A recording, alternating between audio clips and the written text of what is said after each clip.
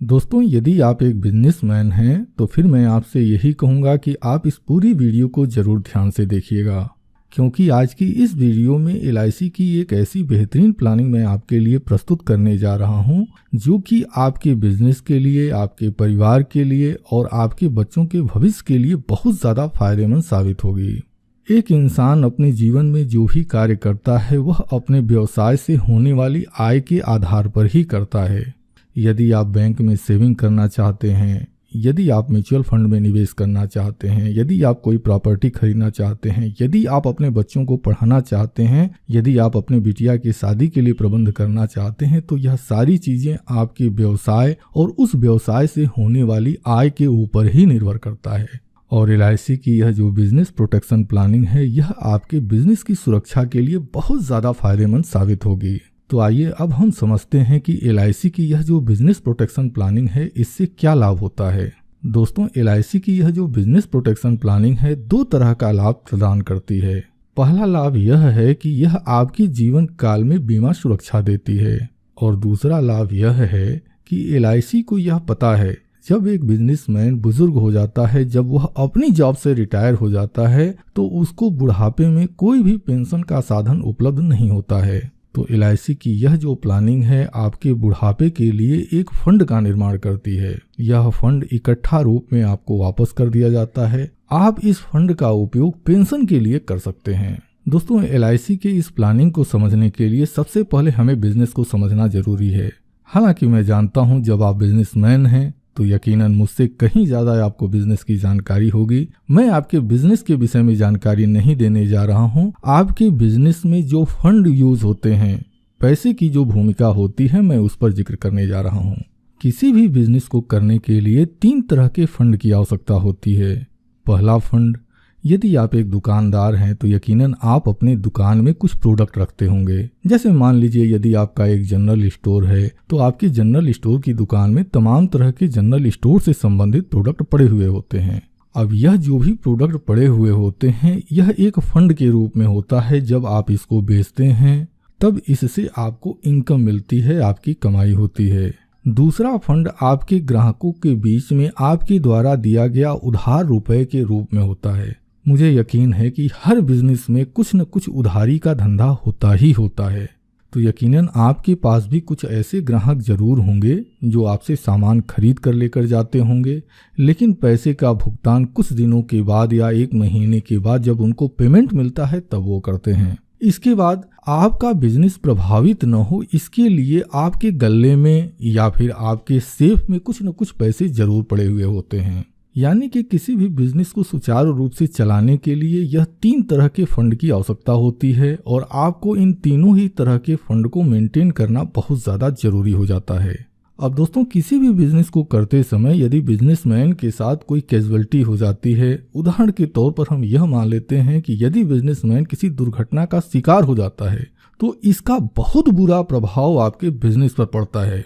सबसे पहला जो तात्कालिक प्रभाव कहा जाए वह यह हो सकता है, सपोज दैट मान लीजिए कोई बिजनेसमैन है, उसका एक्सीडेंट हो गया, तो उसके जो परिवार के सदस्य होंगे, उसके हित मित्र होंगे, वह उसको हॉस्पिटल में एडमिट कराते हैं।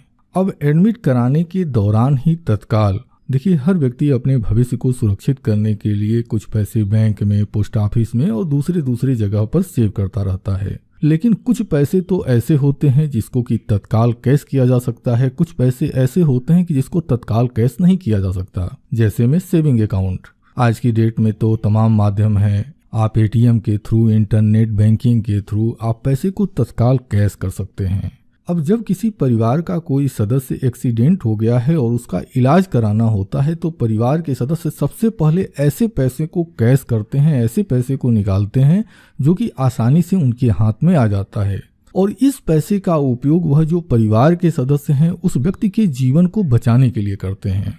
यह सबसे पहला और सबसे विकट असर जो है बिजनेस के लिए पड़ता है। दूसरा जो होता है वह होता है लॉन्ग टर्म इफेक्ट। हर व्यक्ति अपनी किसी न किसी जरूरत को पूरा करने के लिए सेविंग करता है। जैसे मान लीजिए कि आपने म्यूचुअल फंड में निवेश किया है या फिर प्रॉपर्टी में आपने निवेश किया है। आप सोचते हैं कि जब हमारी बिटिया बड़ी हो जाएगी तो यह म्यूचुअल फंड या जो प्रॉपर्टी है हम इसको सेल कर देंगे और इससे जो हमको बेनिफिट होगा उसके जरिए हम अपनी बिटिया की शादी कर देंगे या फिर हम अपने बच्चे के लिए एक नया बिजनेस शुरू कर देंगे। लेकिन यदि परिवार का मुखिया उस परिवार के साथ नहीं होता और उस परिवार के सामने कोई विकट परिवेश आ जाते हैं, ऐसी कंडीशन में इस तरह के जो म्यूचुअल फंड होते हैं, प्रॉपर्टी होती है, गहने होते हैं, फिक्स डिपॉजिट होते हैं, बहुत अधिक संभावना होती है कि परिवार के जो दूसरे सदस्य हों वह इस अपनी जरूरत को पूरा करने के लिए आपकी इस सेविंग को तोड़कर उपयोग कर लेते हैं। अब यदि परिवार के सदस्य इस तरह का कार्य करते हैं तो वह अपनी तात्कालिक जरूरत को तो पूरा कर लेते हैं, लेकिन भविष्य में जो बड़ी जरूरतें हैं जिसके लिए कि आपने सेविंग किया हुआ था, सेविंग की शुरुआत की थी, उस समय उनको काफी समस्याओं का सामना करना पड़ता है। अब दोस्तों, तीसरा और सबसे महत्वपूर्ण जो असर होता है वह आपके बिजनेस पर होता है।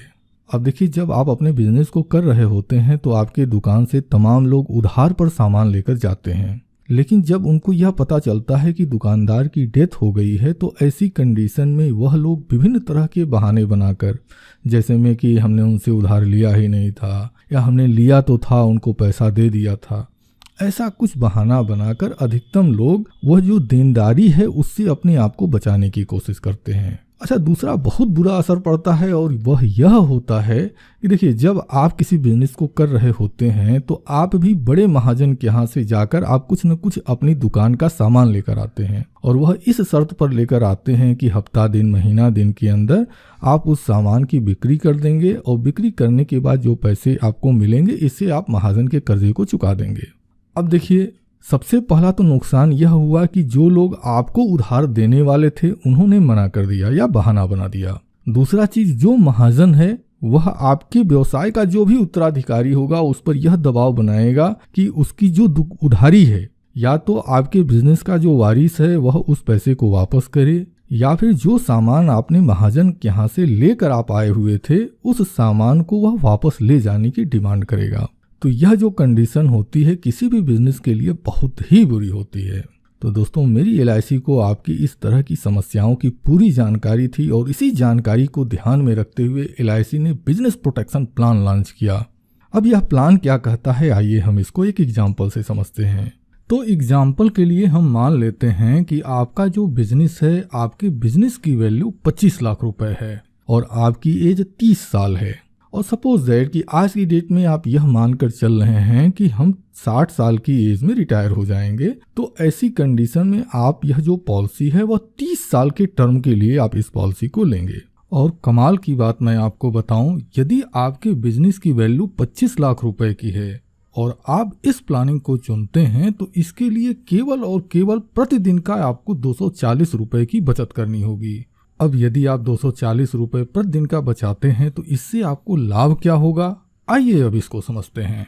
तो LIC की पॉलिसी में सबसे पहला जो लाभ होता है वह होता है रिस्क कवर का। जैसे मान लीजिए 30 साल की एज में आपने इस प्लानिंग को ले लिया और पहले साल ही अगर कोई कैजुअलिटी हो गई, अगर डेथ हो गई, तो ऐसी कंडीशन में 51,12,500 रुपए का पेमेंट मेरी LIC तत्काल कर देगी। अच्छा, जैसे जैसे आप पॉलिसी की प्रीमियम जमा करते जाएंगे वैसे वैसे यह जो जोखिम कवर है, मतलब कि जो रिस्क कवर है, यह रिस्क कवर आपका बढ़ता जाएगा। 32 वर्ष की उम्र में यह जो रिस्क कवर है 52,25,000 रुपए हो जाएगा। 33 वर्ष की उम्र में 53,37,500 रुपए और 34 वर्ष की उम्र में 54,50,000 रुपए हो जाएगा। यानी जैसे जैसे आपकी उम्र बढ़ती जाएगी, पॉलिसी की अवधि बढ़ती जाएगी, वैसे वैसे यह आपका जो जोखिम कवर है वह भी बढ़ता जाएगा। LIC को यह भी पता है कि हमारे बिजनेसमैन को समय समय पर पैसों की आवश्यकता पड़ती है, तो LIC ने इसमें यह भी व्यवस्था बनाया है कि आप अपनी इस पॉलिसी के ऊपर ही जब भी कभी आपको जरूरत समझ में आती है आप लोन के लिए अप्लाई कर सकते हैं और आप इस पॉलिसी से लोन ले सकते हैं। अब दोस्तों, यह जो जोखिम कवर हो रहा है, यानी कि यह जो रिस्क कवर आपको मिल रहा है, ईश्वर न करे कल की डेट में अगर आपके साथ कोई कैजुअलिटी होती है और सपोज दैट कि आपके जो नॉमिनी है उसको यह पैसे मिल जाते हैं, तो आप खुद सोच कर देखिए वह बड़ी ही आसानी से, सपोज दैट इलाज के दौरान अगर परिवार के सदस्यों ने किसी से कुछ कर्ज लिया है उस कर्ज को भी आसानी से वह चुका सकते हैं। इसके बाद महाजन के पैसे को वापस कर सकते हैं और तो और इस पैसे के कुछ हिस्से को आपके बिजनेस में भी इन्वेस्ट करके और मजबूती ढंग से इस बिजनेस को आगे बढ़ा सकते हैं। अब दोस्तों, यदि आपने प्रेजेंटेशन में ध्यान दिया होगा तो जैसे जैसे कस्टमर प्रीमियम जमा करता हुआ जाता है वैसे वैसे पॉलिसी में जोखिम कवर बढ़ता जाता है। 58 वर्ष की अवस्था आते आते इस पॉलिसी का जो जोखिम कवर है 1,01,25,000 रुपये हो जाता है। वही 59 वर्ष की उम्र में 1,05,37,500 रुपये हो जाता है। और जब पॉलिसी धारक की उम्र 60 वर्ष की होती है उसके 60वें वर्ष में इस पॉलिसी से 1,11,25,000 रुपये का रिस्क कवर हो जाता है।